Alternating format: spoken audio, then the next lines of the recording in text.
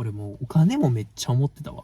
お金ってこれぐるぐるぐるぐる誰が使ってんのかわからん。どうすんの？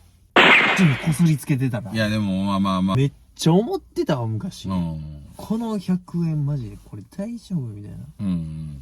これ誰かが。たまに変な色のやつあるし。これ脇に挟んでたらどうすんの？変な色の札あるもんたまに。なんかついてるみたいな札あるやん。ぶっかけてる。いやいや、まあさすがにないと思うけど。パリッパリの野口英世とかおったよ。パリッパリの諭吉もおったよ。もう野口英世こんな感じになってる。カチカチになってる。カチカチになってる。